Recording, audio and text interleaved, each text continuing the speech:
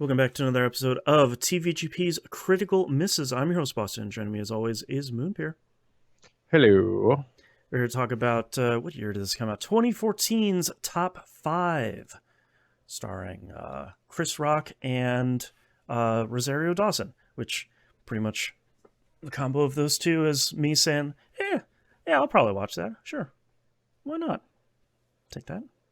I'm assuming you haven't seen this movie, Moon? I didn't even know it was a thing or an existence until you put it on this list. Ditto. This is another one that I am concerned about from is this a romantic comedy sort of standpoint. If you look at Night and Day, we watched the last episode, I think that turned out to be, oh yeah, it's an action movie, but it's also, there's kind of enough romance in here to kind of cross into potentially romantic comedy territory. But you know, with this film, I'm worried about, is this just going to be a comedy where a couple people smooch, or is this kind of not stereotypical, but like, does this veer enough into romantic comedy territory for this season? Yes. So we'll see here. I my my only hope, I know very little about this film, other than it does take place in New York, and I do hope that New York is a character, because that's something I love New York City, and I love when movies feature New York City as a character. Mm-hmm. That's my one hope in this, is that that we do see some element of that, I think. Part of my hesitation here is I'm trying to think of the last movie I saw Chris Rock in, and I really can't remember. Oh boy. Let me look at the filmography here, because I don't even know. I feel like I've seen a billion things that Rosario Dawson has been in, because she's really great. I'm excited to see her in something new. Yes. I mean, Oh, my also, like, a big thing for me in this kind of thing as well is also, like, based on the image, this looks like a person of color fronted film. right. And it becomes a case of not culture shock, but how many like jokes do you get in here which are based on a culture that I'm not a part of and I don't understand? Like Mm-hmm. the Marvel TV show Luke Cage. A lot of that, the start of that show takes place in a barber shop, which is a very black culture thing. Is Mm-hmm. you spend a lot of time in a barber shop especially in inner cities, like doing busy work, doing whatever, hanging out. That's the social gathering point kind of thing. Sure. That is not part of my culture. My culture was pubs and places like that, which is why I don't get along with people of my culture, if I'm completely honest. That's right. But I'm very curious about, like, in a movie like this, someone who is not the target audience, how much of it am I going to find funny? How much of it am I just not going to get because I Mm-hmm. just don't get it? Right. Yeah. I'm interested to see how much of, because it seems like, you know, with Chris Rock helming this movie, you know, how much of it is going to be a comedy sort of straight up, and how much of it is going to be more dramatic stuff, because I think from some of the stuff I've seen him in where he has been more of a dramatic actor, I've liked his stuff. I mean, it's not all just one Yeah. comedy after another. So it's not one of those where it's like Punch Drunk Love comes out and it's like, well, this isn't going to work. What are we even doing here? And that turns out to be great. You know, it's not his first time being a little bit more of a dramatic actor potentially. So I'm interested to see where this goes. This is definitely one of those movies. If you couldn't tell by the last couple of minutes here, I don't know anything about this movie. Literally have no idea what this thing is about. Yeah, and when I was making this season, there were a couple of movies here, I think notably these last two movies of just like, you know what? I will see this person Throw in them a in. romantic comedy and hopefully it's good, hopefully it's a romantic comedy, and we'll sort of see. We'll kind of take the critical misses ride here as we go on. And we've had plenty of movies in the 28 seasons of this show where we're like, all right, I don't know anything about that movie, but that was great. So fingers crossed this time, I'm hoping. So at the very least, Yeah, we'll I see mean, another Rosario Dawson movie. She's great. that is true. Yeah. And also, like I said, it's good to get different cultures. Like it's also Mm-hmm. why we have the entire 17 different rom-com seasons about Yep. like different perspectives on the rom-com kind Exactly. of thing.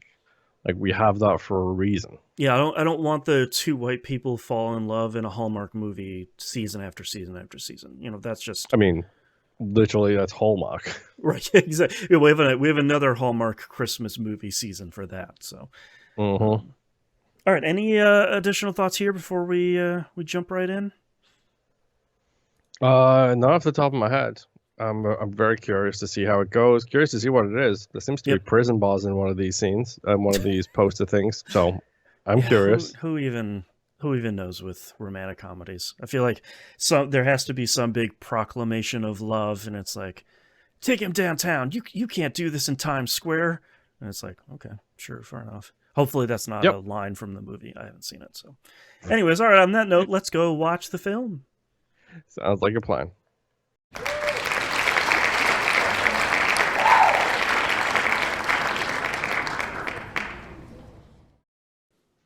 Welcome back. We've returned. We're watching the film. Top 5. Moon looks like he is ready and prepared to ask a question. Please take the floor. The representative from New York. So the title makes a lot more sense Uh now. huh. Yeah. Because this is a thing that we all do. Mm-hmm. It's like High Fidelity's best side one track one. Yes. Yeah. Ooh, Tool Lateralus. Okay. That's good. It's a good one. Can we do a vibe check on this movie? How you feeling about top 5? Mixed. Yeah. Mine is like a long extended kind of noise. Uh-huh. Yeah. I I am really impressed by Chris Rock's kind of non-comedic performance in this. Um, Yes. I don't know if I was going in not expecting very much, but maybe not knowing what to expect out of him in sort of a longer, um, non-comedic focused role here. And I thought Yes. he did really well, but I think the movie for me overall is probably the most uneven thing I've watched in a really long time. Is half of it is really good, and I think the really Hold good on. half of Hold it, on. yeah. Is the really good half of it every single bit where Chris Rock is in the frame with Rosario Dawson? Because that's incredible. It's actually the opposite of that, because that stuff is, I think, good because Rosario Dawson is great as always. Uh-huh. God, she's so good.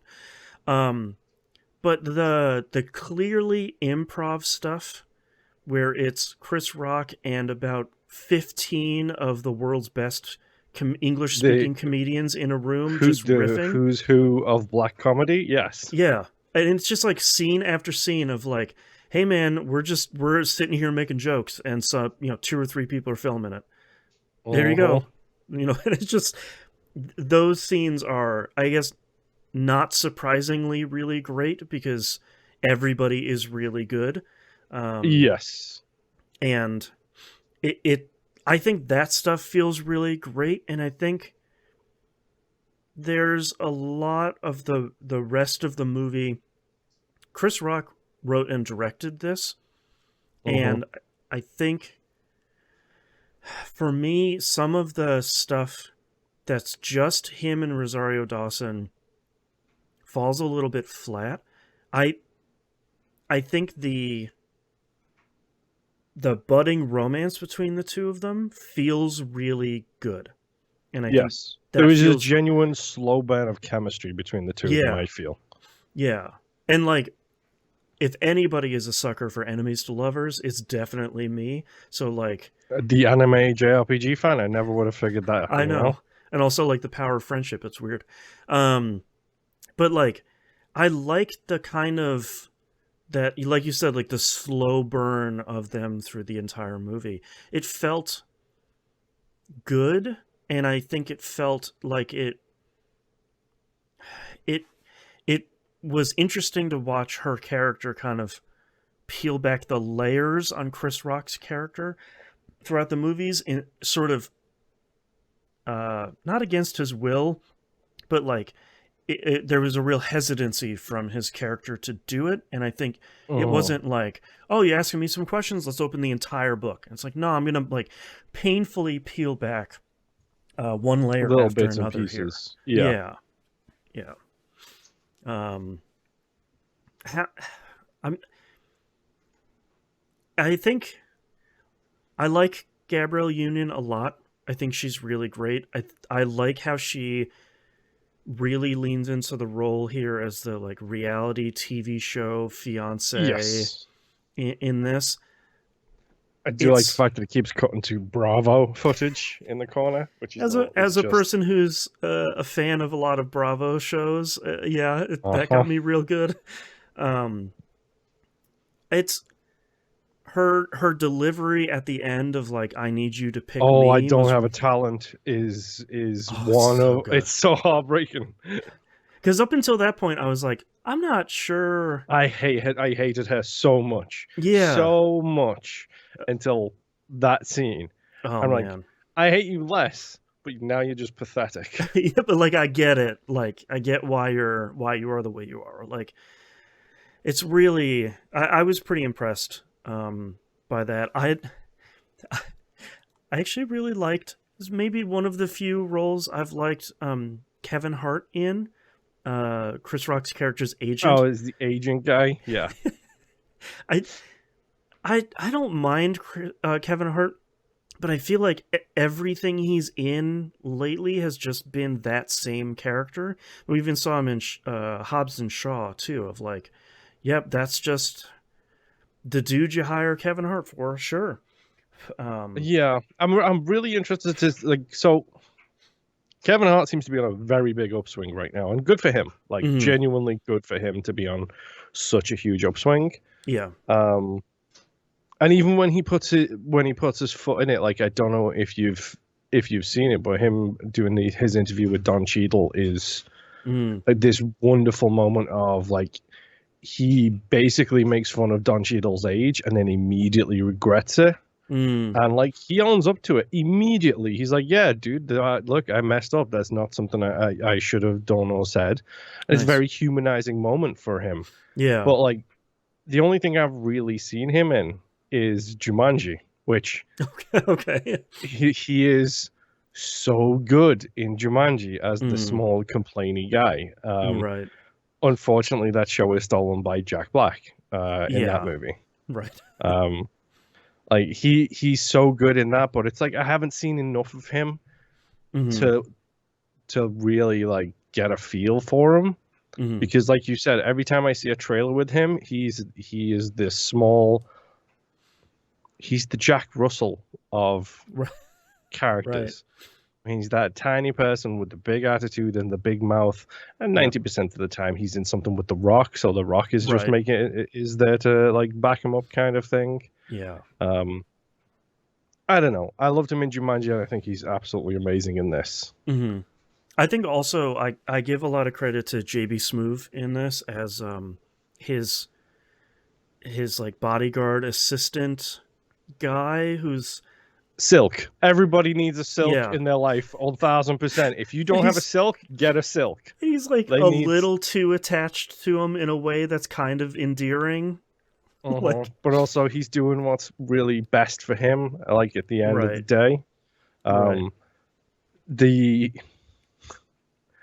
the moment where where Rosario Dawson basically gets Silk out of the way while they're walking around, like this person would have noticed you, except you have a bodyguard clearing the path for you. Yep, Like, which is a good point. Nobody in New York cares who you are if you're right. just walking down the street. Um, but then Silk's whole thing where like it shows the history of them Mm-hmm. and like how he's constantly getting them out of trouble. But then even when they were kids, like they skipped school, they got arrested. White kids wouldn't get arrested, just saying. Right. Um, and they caught Andre, but they didn't catch Silk, and Silk turned himself in because he knew he wasn't going to let Andre go to jail by himself. Right. That's such a good little moment where it's just Mm-hmm. like, yeah, the dude cares. Yep. Like he genuinely does. And the fact that the movie ends on a smile, on his smile, Yep. is just a really good moment too, because he knows, like he's the one pushing for the thing Mm-hmm. to happen. He knows he got him. Mm-hmm. Yep. I'm trying to think of anybody else that was like really a real good standout here from kind of the main cast. Um, it's it's kind of tough because there's like 30 famous comedians in this movie all over the Yeah, place. his quote unquote family, like not his real family, but the family he goes to, like Mm-hmm. the apartment scene, and then the same group of people are in the bachelor party, who Mm-hmm. he goes to after he's had his celebrity time, which I'm sure we'll get to that set of cameos. Yep. Um, but that whole group of people is just like, oh, I know you, and I know you, Yep. and I know you, and I know you, and I know you. Oh no, I know everybody in here. Mm-hmm. It's nice to see Tracy Morgan in here, especially because I feel like we haven't seen him in quite a while. He had like a bad accident. I think it was after this movie, um, Uh-huh. and he hasn't, understandably, hasn't really been in a lot of stuff. And I think he's such a great comedic actor that I think it's a bummer we haven't seen him ever since like this and 30 Rock. Haven't really seen him in a bunch. Um, but yeah, there's a ton of people. Brian Regan shows up in here as the like put some stank on it engineer, which Uh-huh. is, if you haven't watched any of Brian Regan's stand-up stuff, he's probably the funniest clean comedian that I've ever seen. Um, he's the Many Much Mooses guy. I think was probably the first stand-up that I really enjoyed him in. Um, and then I like so you mentioned the bachelor party. I really love the bachelor party scene where he goes upstairs and like all of the older, more tired comedians are up there, and Yeah, it's the cameo scene yeah, where it's it's literally that's Seinfeld, right? yeah, it's Jerry Seinfeld, Whoopi Goldberg, and Adam Sandler, like the I quote knew. unquote like older comedians being like, "Oh man, I'm too tired to be down there." Yes, and they're all just given like the best worst advice. Have you ever been here before? Nope, never been here before in my life. Yep. One of them calls him up by one of He says, "Hey, the Whoopi." exotic dancers is like, "Hey, Whoopi. Hey, Jerry." Yep. Oh Like, man. oh, she goes to my church. Yep. I I really love, you nailed it on the head. Like none of them give him good advice. Like the expectation of these older comedic sages in this movie would be like, all right, let the old people kind of, they're not old, but uh, let them sort of put you on the right path, and they're just they're just giving easily the worst advice you could potentially give them. I really dig that. I really dig kind of flipping it a little bit. Yeah. I also love like the fact that everybody's have like one of the things I do like is everyone is so strict, like they have a personality. Like the fact that Silk likes big women and it just keeps Right. coming back over and over and over again throughout the entirety of the But movie. he's hitting on that cop, and she's like, "Bro, no." You best move on. It's just like, That's right. uh-huh. It doesn't stop him, but Uh-huh. But like everyone's got that like and like you said, I like the fact that like in a way, one of the things I really like about this is how Andre and Chelsea, so Chris Rock and Rosario Dawson, it's not just Rosario peeling layers off of Andre, it's also the flip side of that. mm-hmm. Like Sure. you're also getting the layers peeled off the journalistic side of it, and I like the fact that this is basically just one interview. that Yeah. spans the course of a day is what this movie covers, Hmm. and all of the trials and tribulations that goes into that as well, including the adding on of the rings is just like that is the Hmm. hmm. Hmm. Hmm. And I like that both of them are recovering addicts too. It's not like Yes. it's this.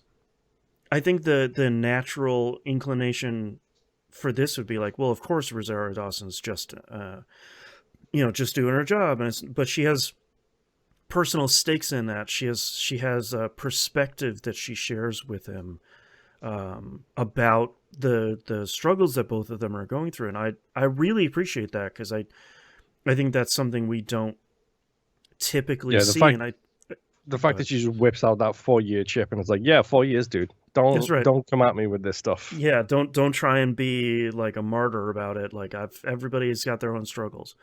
Um, Uh-huh. I I was a bit disappointed in this movie having such a homophobia problem. In kind of, I thought Yes. the one scene at the beginning where The hotel, Andre, Houston. yeah, Houston. has a The Houston bottom. moment, and shares a romantic interlude with two women. Um, Cedric the Entertainer just doing a great job, as he usually does, like just being the biggest character on screen as soon as he shows up. Uh-huh. Um, but like there's some homophobia in there that I thought was disappointing, and then the whole thing about, I was hoping The that was the only boyfriend. thing, but yeah, the whole thing with Chelsea's boyfriend, or yeah, sort of the trip from where they started to him being at the hotel with somebody who seems to be his new romantic interest. That whole Uh-huh. thing was kind of disappointing overall, A little bit, yes. especially for a movie coming out in 2014. Like, it's late enough. It's not a movie from the 90s, like not a movie from the 80s. It's sort of like, probably could have played that a little bit different, I think. Um, so I kind of bummed about that. I One thing I really do like is Chelsea looking around the entire movie when people on the street are like "Hammy," and Andre Uh-huh. just doesn't. He doesn't even hear it anymore, and she's just like, Yes. "Wait, who? Why are people yelling at us?" I thought that was a good little That touch of ham just, Oh, the Hammy the Bear trailer at the start was just so bad, dude. it's Like really you could good. also tell, like it's a clip from Hammy 3, and you could tell he's checked out of it at that point based solely on the way he says, it's Hammy time. Yep, just saying it like 7 or 8 It's times, Hammy time. It's Hammy time. It's Hammy just time. firing a gun. It's just like, Uh-huh. that's so good. And I really like the moment later where the whole hammy thing comes full circle, when somebody licenses Hammy for beer, and he just has like a Uh-huh. full meltdown about, like, The name understandably. is so good though, dude. Hammy a beer? Come on. it's it's really good. But like, it's interesting because it's that there's a 1-2 punch in the movie where the hammy beer gets licensed, and he wrecks that grocery store.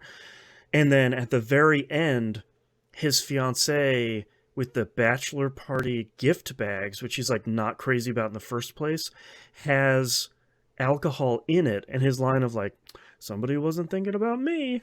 And it's like, there's this, that kind of fun 1-2 punch of like, I don't matter to any of these people. Great. Wonderful. Uh-huh. Oh man. Um I I I'm still not sure if there was enough focus put on Uprise, the non-comedic movie that Andre is sort of heading. Like, I get the point of what they were going for in the movie, but when Uprise failed completely in the I think it was in the third act, I'm not sure that there was enough of it in the movie for me to be like, yeah, that's a bummer. Like, Dude, that movie looks terrible. yeah, it's like to the point where that seems like that's the only way it could have gone. So it's not too surprising by the end of the movie. Like, I feel like he's supposed to be surprised that maybe his passion project died, but literally nobody, like, nobody in the interviews even wanted to talk about it. No, Um, everybody wants to know when the new Hammy movie is coming out. right, Everyone needs to know when he's going back to stand up. And one thing I do like is he's clearly not lost it. Like right. he's clearly still got the ability to be funny, Hmm. because when he's in that apartment with all of his group of friends, he is a genuinely funny person. Yeah, Mean at instances, right, but funny, like right. genuinely funny. And I think it's hilarious that he has this doubt that he can do it because he's sober now and he never did it when he was sober. Hmm. But very clearly in the right audience, in the right mind space, like Right. he can still like drop bombs like really, really well, because that's some Hmm. funny sequences, Yeah. especially with them all bouncing off each other in that Hmm. way. And those scenes, I'll say it again, those scenes feel so great of just like we're just rolling film here, man. Yeah. Like we're just gonna cut some funny stuff out of this, and probably they're sitting there for a couple of hours just riffing and catching up. Like it seemed really great, and I think the scene in the comedy club later on, um, is another good scene of him still having it, and I Hmm. I appreciate they included that. Um, I it's it's interesting looking at the letterboxed ratings here that someone rated it as a 2 and said that I don't really care about this movie. He just needs to get back to Everybody Hates Chris. And I was like, if that's That's if literally the if you're point of the like if movie. you're not making a joke about that being the point of the movie, Then that's like the yeah. chef's kiss accidental review of this movie is that right? I hope Uh-huh. they're making a point there, but you never know with the internet. Um, Yeah. and I think that's the stuff that this movie captures really well is this inherent doubt of Chris Rock's character, sorry, Andre. Um, him just saying like, "Look, I can't keep doing this. And I don't know if I can keep doing this if I wanted to. So I'm going to Uh-huh. try to make this passion project." And boy, that sure didn't work out. So I Yeah. guess I'm still okay. And maybe I'm okay together with this person that's also kind of okay. That has sort of hated my work. For like Yep. that was kind of an interesting not turn, but him putting the pieces together that she was the writer of the New York Times that The has hit hated his pieces. work, yeah, for like Uh-huh. 10, 15 years. um I thought that was pretty good too. I love her delivery on the F your crappy movie Yeah. line. So good. Just like, bro, I don't like your stuff and I don't have to. Like, your movies suck, Uh-huh. man. Like, and that's okay. um I It's pretty wild to see DMX in this movie. I had no idea he was in this movie, and I would love He his looks line like of he hasn't aged a day, by the way. no, and like really love his line of like, "I'm DMX, I live here." Like, Uh-huh. like, I like the fact that it's just him in jail and all you hear is growling, and I'm like, what dog is in this place? hmm Nope, it's it's DMX. DMX, baby, and him And singing "Smile" in uh, the the worst possible way and just committing to it. also given the occasional what? Yep, it's Like real. It's really good. Oh man.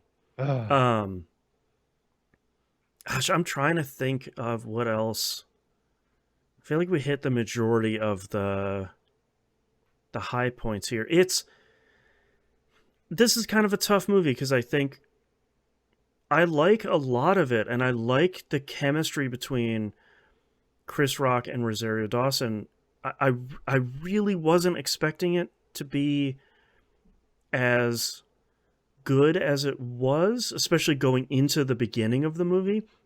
but I think the progression of their relationship really does, they do really sell it the entire movie. And I think they do a great job. And I think that's kind of the standout here for me is the chemistry between the two.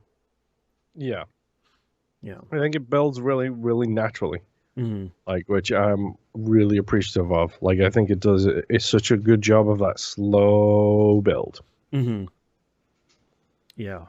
Any final thoughts here from you for top five? No, I think it's a solid movie. Like, that's the thing. Mm-hmm. Is I don't think it's bad. I don't think it's the best thing I've ever No, seen. it's certainly not the But worst romantic comedy we've seen on this show. yeah, exactly. Yeah. Don't say When Harry Met Sally, Paul. Don't say When Harry Met Sally. No, what was that movie we put at the bottom of our list of season one? That's the one I was thinking of. Well, The I don't Amanda bloody Pete. know. Yeah, whatever that movie was, we were just like, boy, this was real bad. Thankfully, Yeah. it's not that. I don't know, it's fine. Like, I think it's not bad. It's not a terrible watch. I think it's definitely worth your time, especially if you were in the mood for something different, specifically. Yes. Yeah, 100%. Let's do ratings here real quick. IMDb 6.4 out of 10 with 28,000 ratings. The Rotten Tomatoes 85% on the Tomato Meter with 185 reviews, 64% with the audience score, and Letterboxd here has it at a 3.3 out of 5.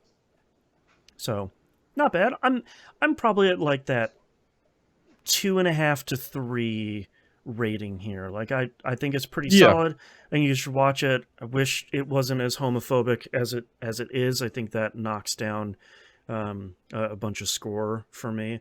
But it's a cool, like, I think, like you said, it's a different romantic comedy. Like it's nice to see something that has enough sort of serious dramatic moments for it to be something really interesting. Yeah. No, I think it's a decent movie, and yeah, it's like what, like 90 minutes. Like, give it a At shot. most. Like, Yeah. like Pretty you can snappy watch film. worse trash. That's true. It's true. All right. That's the episode. Thank you very much, everyone, for listening. We'll see you next time. Bye. Bye.